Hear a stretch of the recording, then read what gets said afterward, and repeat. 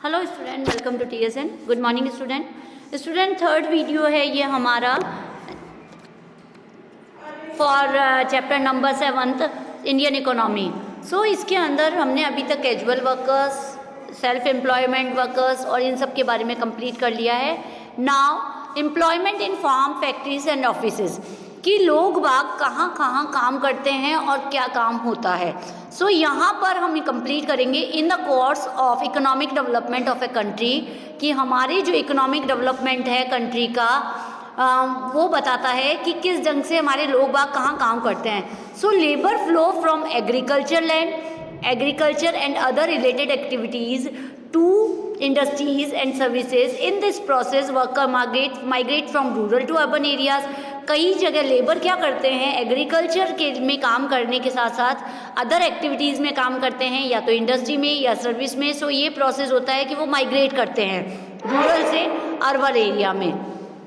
So at a much later stage, the industrial sector began to lose its share of total employment। जो इसके अंदर क्या होता है, इंडस्ट्रियल सेक्टर है वो बिगिन करता है। इसमें क्या होता है, मेन चीज़ क्या होता है, employment and services sector enters a period of rapid expansion. This shift can be understood by looking at the distribution of workers by industry. Generally, we divide all economic activities into 8 different industrial division में हम बांटते हैं।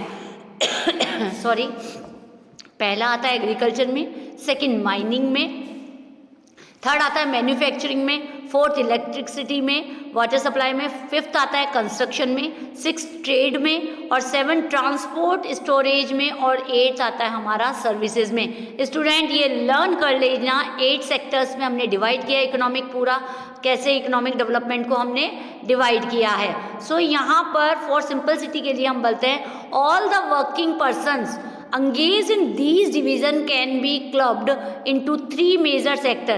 ये सारे लोग जो इन कामों में अंगेज होते हैं उन सबको हम 3 मेजर सेक्टर्स में बांटते हैं। वो सेक्टर्स कौन कौन से हैं, primary sectors which include first और सेकंड। फर्स्ट और सेकंड आप यहाँ पे देखेंगे, फर्स्ट और सेकंड कौन कौन सा है स्टूडेंट, ये मैं आपको क्लास में भी कवर करवा चुकी हूँ। Agriculture and mining is primary sector, ये आपको अच्छी तरह बताया था मैंने। सेकंड हमारा आता है सेकेंडरी सेक्टर, जिसके अंदर थर्ड, फोर्थ, फिफ्थ जो आते हैं। अब यहाँ पर देखेंगे आप, थर्ड कौन सा है, थर्ड आता है हमारा मैन्युफैक्चरिंग, इलेक्ट्रिसिटी और कंस्ट्रक्शन। ये जो तीनों हैं वो सेकेंडरी सेक्टर के अंदर आते हैं। अच्छी तरह से नोट कर लेना, ये क्वेश्चन पूछे जाते हैं। लास्ट हमारा आता है distribution of working person different industries. Last हमारा आता है ये सारी चीज़ें primary sector in the main source of employment majority of the workers. जो प्राइमरी सेक्टर है वो मेन हमारा एम्प्लॉयमेंट का सेक्टर माना जाता है। In India, secondary sector provide employment to only about 24% of workforce। जो इंडस्ट्रीज है वो सारी चीज़ें हमें क्या बताती है, 24% लोगों को काम देती है। About 31% of the workers are in the service sector। और लास्ट हमारा बताता है हमें कि 31% जो सर्विस सेक्टर है, टर्शियरी सेक्टर कहलाता है, उसमें लोग बाग काम करते हैं, जिसके अंदर बैंक, रेलवे, ये सारी चीज़ें आती है। 60% of work force in rural India depends on agriculture. जो 60% लोग हैं हमारे इंडिया के, वो सब एग्रीकल्चर के अंदर, इंडस्ट्री एग्रीकल्चर में इन्वॉल्व है, फॉरेस्ट्री, फिशिंग, इनमें। जबकि 20% रूरल वर्कर्स है वो मैन्युफैक्चरिंग इंडस्ट्री में काम करने आते हैं। Construction and other industries activities, service sector provide employment to 20%। 20% लोग क्या है, सर्विसेज करते हैं रूरल एरियाज़ में। Agriculture is not a major source of employment in urban areas. Urban areas में एग्रीकल्चर महत्वपूर्ण रोल अदा नहीं करता है। Where people are mainly engage in service sector, यहाँ पर लोग बाग अधिकतर सर्विस सेक्टर में एंगेज रहते हैं। कहाँ पर, अर्बन एरियाज़ में। About 60% of urban workers are in service sector। The secondary sector give us employment, और secondary sector मतलब इंडस्ट्रीज क्या करती है, उन सबको नौकरी पे रखती है। give us employment, वो employment देती है to about 1/3 of urban workforce को। जो 60% लोग हैं अर्बन एरियाज़ के, उनको जो इंडस्ट्रीज है वो वर्क देती है और वहाँ पे लोग वर्क सर्विस करते हैं। So both men and women works are concentrated in the primary sector work. Women workers concentrate in very high there. आपको पता है गाँव में प्राइमरी सेक्टर में औरतें ज़्यादा काम करती है एग्रीकल्चर में. About 57% of female workforce employed in primary sector, whether less as half of males work in the sector. वहाँ आदमी कम काम करते हैं, औरतें ज़्यादा काम करती है गाँव में. Main get opportunity in both secondary and service sector. आदमी को दोनों जगह काम मिल जाता है अच्छी तरह से. सो अब आता है growth and changing structure of employment. जो हमारा ग्रोथ हुआ है एम्प्लॉयमेंट के अंदर वो कैसे हुआ है. हम चैप्टर पहले भी पढ़ चुके हैं हम इसके अंदर कि we look at the 2 development indicators. हमें 2 चीज़ें अच्छी तरह देखने को मिलती है कि हमारी इंडस्ट्री के डेवलपमेंट इंडिकेटर क्या क्या होते हैं. फर्स्ट होता है growth of employment. Student underline कर लेना, this is the main point of this chapter कि यहाँ पर ये बताया गया है कि जो हमारी इंडस्ट्री हमारा इंडिया है वो उस पर डेवलपमेंट किस पे चीज़ पे डिपेंड करता है. 2 इंडिकेटर हैं उसको बताने के. फर्स्ट है ग्रोथ ऑफ एम्प्लॉयमेंट कि यहाँ लोगों को कितना रोजगार बढ़ा है. सेकंड जीडीपी कि हमारी जो ग्रॉस डोमेस्टिक प्रोडक्ट है वो कितना बढ़ा है. Nearly 70 years of planned development have been aimed of expansion of the economy through increasing in national output and employment. कि ये इसके द्वारा हमें नापने को मिलता है. ड्यूरिंग द पीरियड, हमारा जो पीरियड है 1950 से 2010 तक का, वहाँ पर GDP of India gross productivity was higher than the employment growth. यहाँ पर ग्रोस वो तो प्रोडक्टिविटी तो बढ़ी है एम्प्लॉयमेंट के अलावा.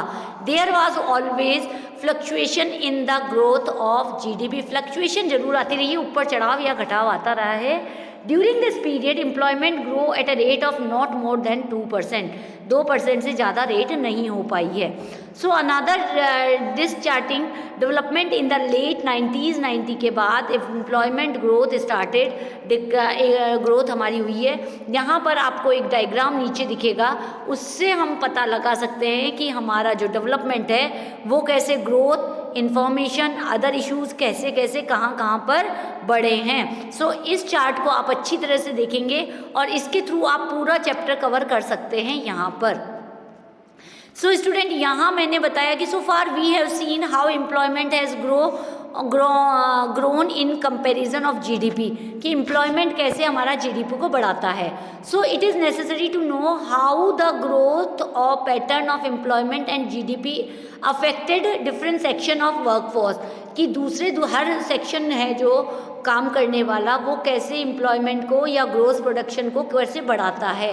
From this will we also be able to understand what type of employment generate our country कि हमारी कंट्री में किस तरह का एम्प्लॉयमेंट हो रहा है.